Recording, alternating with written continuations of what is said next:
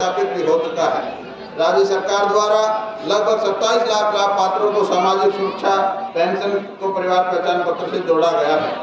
प्रदेश के सबसे गरीब परिवार का जीवन स्तर कैसे ऊंचा उठे, इसके लिए माननीय मुख्यमंत्री जी ने नई योजना शुरू की है, मुख्यमंत्री अंत्योदय परिवार उत्थान योजना, जिसके तहत सबसे गरीब परिवार की पहचान करके उनकी आर्थिक आय कम से कम 1,80,000 की जाए। इस योजना के तहत अब तक 1 लाख रुपए से कम वार्षिक आय वालों को लगभग 1,49,000 परिवारों की पहचान की गई है। मार्च 2022 तक 1 लाख परिवारों को उत्थान का लक्ष्य सरकार ने रखा हुआ है। प्रदेश में बीपीएल परिवारों की जो वार्षिक आय की जो सीमा थी वो 1,20,000 थी, उसको बढ़ाकर 1,80,000 की गई है, ताकि ज्यादा से ज्यादा परिवार इन योजनाओं का लाभ दे सके। मुख्यमंत्री परिवार समृद्धि योजना के तहत बीपीएल परिवारों को 6,000 रुपए वार्षिक सहायता दी जाती है। प्रधानमंत्री गरीब कल्याण अन्न योजना के तहत कोविड महामारी के मद्देनजर मार्च 2022 तक सभी को राशन फ्री देने की भी सुविधा है। प्रधानमंत्री स्वनिधि योजना के तहत रेहड़ी फड़ी वालों को अपना काम शुरू करने के लिए 10,000 रुपए का ऋण भी दिया जाता है। प्रदेश में सभी तरह की सामाजिक सुरक्षा पेंशन की राशि बढ़ाकर 2,500 रुपए मासिक की गई है। इसके अलावा 60 वर्ष से अधिक आयु के श्रमिक को भी 27 से 50 रुपए मासिक पेंशन दी जा रही है। गरीब परिवार की बेटियों के विवाह पर सुगन के रूप में मुख्यमंत्री विवाह सुगन योजना के तहत 71,000 रुपए तक की राशि दी जा रही है। स्कूल में जाने वाले 18 वर्ष के निःशक्त बच्चों को भी 1,900 रुपए मासिक पेंशन दी जाती है। कोविड-19 महामारी पूरी दुनिया के लिए बड़ी चुनौती बनकर सामने आई। इस महामारी से लड़ने के लिए किए जा रहे टीकाकरण में भारत विश्व में सबसे पहला स्थान पर है। हरियाणा में भी युद्ध स्तर पर टीकाकरण हुआ है और हमारे प्रदेश के अंदर फर्स्ट डोज 100% लग चुकी है और जो सेकंड डोज है वो भी 79% लग चुकी है। तो हमारा जो प्रदेश है वैक्सीनेशन में काफी अच्छा काम कर रहा है। इसी तरह जो 15 से 18 वर्ष के लिए वैक्सीन शुरू की गई है, उसमें भी अब तक 8 लाख बच्चों को वैक्सीनेशन किया जा चुका है। साथ ही करीब 56,000 लोगों को बूस्टर डोज भी दी गई है।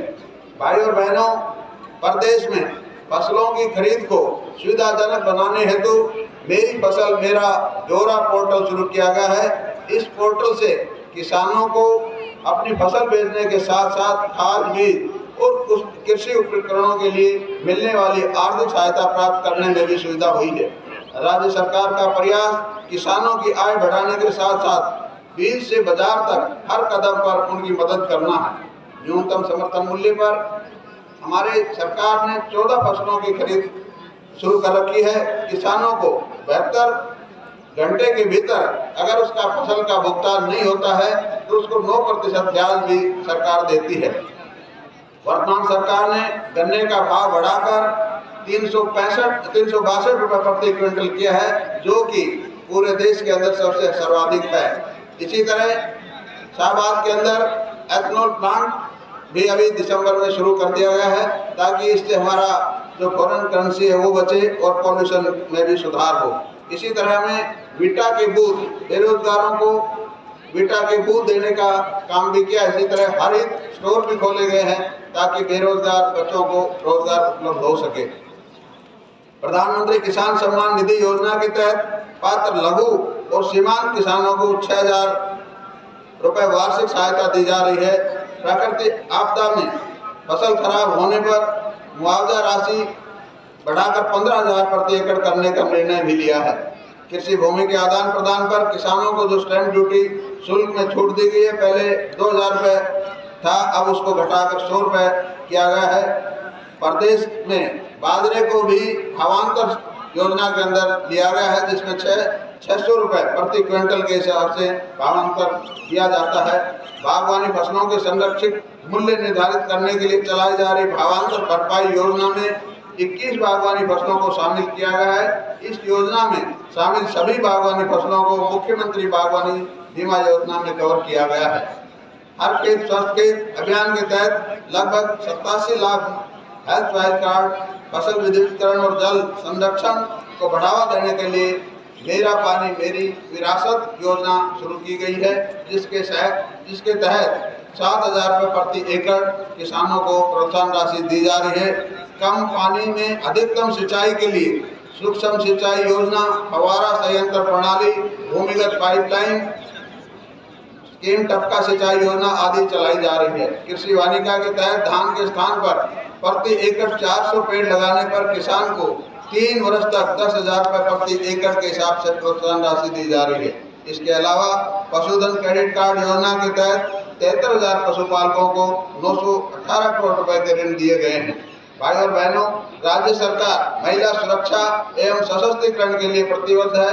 बेटी बचाओ बेटी पढ़ाओ कार्यक्रम के फलस्वरूप देश में जन्म के समय लिंग अनुपात के दर में उल्लेखनीय सुधार हुआ है।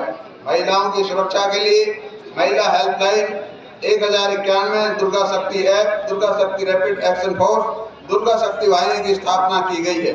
महिलाओं के विरुद्ध अपराधों से निपटने के लिए प्रदेश में 31 नए महिला पुलिस थाने स्थापित किया गए हैं। महिला सुरक्षा के लिए बसों में CCTV कैमरे लगाए जा रहे हैं। घर से 2 किलोमीटर से अधिक दूरी पर जो स्कूल है 9वीं 10वीं के, उन छात्राओं के लिए छात्रा परिवहन सुरक्षा योजना आरंभ की गई है। महिलाओं के पंचायती राज संस्थाओं में 50% का प्रतिनिधित्व दिया गया है। राज्य सरकार हरियाणा पुलिस में महिला पुलिस कर्मियों की संख्या 15% करने के लिए कटिबद्ध है। पिछले 7.25 साल के अंदर कुल 67 नए कॉलेज खुले हैं, जिनमें से 42 जो कॉलेज हैं वो लड़कियों के लिए है। इसके अलावा प्रदेश में 29 महिला औद्योगिक प्रशिक्षण संस्थाएं भी स्थापित की गई हैं और 1,80,000 रुपये तक की आर्थिक आय वाले परिवारों की छात्राओं को 500 रुपये प्रति महीना वजीफा भी दिया जा रहा है। भाई बहनों, प्रदेश में संस्कार और रोजगार से युक्त शिक्षा देने के लिए नई राष्ट्रीय शिक्षा नीति लागू की जा रही है। इसे प्रदेश में वर्ष 2025 तक पूरी लागू कर दी जाएगा। प्राइवेट स्कूलों की तर्ज पर सुविधा देने के लिए नए 113 संस्कृति मॉडल स्कूल भी खोले गए हैं। तकनीकी संस्थाओं में उद्योगों की जरूरत के अनुसार प्रशिक्षण के लिए उद्योगों के साथ साथ MU किया गया है। हमारे युवा प्रतियोगी परीक्षाओं में अग्रणी रहे, इसके लिए सुपर 100 प्रोग्राम भी चलाया जा रहा है। ये गर्व की बात है कि इसके तहत कोचिंग पाने वाले विद्यार्थियों IIT मेंस और नीट जैसी राष्ट्रीय स्तर की परीक्षाओं में मेरिट के स्थान प्राप्त कर सकें। युवाओं की नौकरी के लिए बार आवेदन करने से व फीस भरने से छुटकारा दिलाने के लिए एकल पंजीकरण की सुविधा भी आरंभ की गई है। बार प्रतियोगी परीक्षा से निजात दिलाने के लिए कॉमन एंट्रेंस टेस्ट का भी प्रावधान किया गया है। प्रदेश में आउटसोर्सिंग से जुड़ी सरकारी सेवाओं में ठेका प्रथा बंद करके हरियाणा कौशल रोजगार निगम बनाया गया है। प्रदेश के सूक्ष्म लघु एवं माध्यम उद्यमों के विकास के लिए अलग से MSME डिपार्टमेंट बनाया गया है। भाई और बहनों, हमारे खिलाड़ियों ने ओलंपिक व अन्य अंतर्राष्ट्रीय प्रतियोगिताओं में पदक जीतकर देश व प्रदेश का नाम रोशन किया है। ये सब हमारे खिलाड़ियों की लगन, मेहनत और सरकार की अच्छी खेल नीति का ही परिणाम है। टोक्यो ओलंपिक में 7 पदकों में से 3 पदक हरियाणा के खिलाड़ियों ने जीते। हॉकी में कांस्य पदक जीतने वाली टीम में हमारे 2 खिलाड़ी शामिल थे, जबकि महिला हॉकी टीम में तो 9 खिलाड़ी हमारे हरियाणा से शामिल थे। तो ये हमारे हरियाणा के लिए बड़े गौरव की बात है। हरियाणा पदक जीतने वाले खिलाड़ियों को पुरस्कार के रूप में देश में सर्वाधिक नगद राशि दी जाती है। ओलंपिक की तैयारी के लिए 5 लाख रुपए एडवांस प्रोत्साहन राशि देने वाला हरियाणा देश का पहला राज्य है। खिलाड़ियों के लिए रोजगार सुनिश्चित करने के लिए विभाग ने 550 नए पद भी स्वीकृत किए हैं। भाइयों बहनों, उद्योग प्रदेश की आर्थिक स्थिति को मजबूत करने और रोजगार देने में महत्वपूर्ण भूमिका निभाते हैं। इसलिए प्रदेश में हरियाणा उद्यम एवं रोजगार नीति 2020 लागू की गई है। इस नीति का लक्ष्य 5 लाख नई नौकरियों का सृजन करना, 1 लाख करोड़ रुपए से अधिक का निवेश जुटाना और निर्यात को दुगना करना है। उद्योगों के कॉस्ट ऑफ डूइंग बिजनेस को कम करने हेतु औद्योगिक प्लांटों के लिए विशेष लीजिंग सिस्टम पॉलिसी भी बनाई गई है। इसी तरह पूरे प्रदेश के साथ साथ हिसार में भी काफ़ी विकास कार्य हुए हैं जो आपके सामने हैं, चाहे वो बिजली का महकमा हो, चाहे वो सड़क का हो, चाहे शिक्षा को, सभी विभागों में हिसार में भी बड़ा विकास कार्य चल रहा है। कहने का भाव ये है कि हमने प्रदेश में नई व्यवस्था बनाकर लोगों में नई उम्मीद जगाने का काम किया है। हमने माननीय प्रधानमंत्री जी नरेंद्र मोदी जी के ओजस्वी मार्गदर्शन और माननीय मुख्यमंत्री मनोहर लाल जी के कुशल नेतृत्व में सबका साथ सबका विकास के मूल मंत्र पंडित दीनदयाल उपाध्याय जी के अंत्योदय के दर्शन पर चलते हुए प्रदेश की तस्वीर बदली है, लोगों की तकदीर बदली है। आज हरियाणा के लोगों की आशाएं और आकांक्षाएं फलीभूत हो रही हैं। समाज के हर वर्ग के कल्याण, उत्थान और प्रदेश के हर क्षेत्र के समान विकास की बहुआयामी नीतियां लागू की गई हैं। विकास के लाभ अंतिम पंक्ति में बैठे व्यक्ति तक पहुंच रहे हैं। अंत में मैं आप सभी को गणतंत्र दिवस की पुनः बधाई एवं शुभकामनाएं देता हूं। आइए राष्ट्र स्वाभिमान के मौके पर हम देश व प्रदेश के नव निर्माण में अपने पूरे सामर्थ्य से जुट जाने का संकल्प लें, ताकि हमारा भारत एक बार फिर वही भारत बन सके जिसके गौरव और वैभव की कहानियां हम अवसर सुनते आए हैं। साथ ही हम सब एक बार फिर से राष्ट्र की एकता व अखंडता को बनाए रखने का संकल्प दोहराएं। इन्हीं शब्दों के साथ मैं आप सबको गणतंत्र दिवस की पुनः बधाई देता हूं। जय हिंद, जय भारत।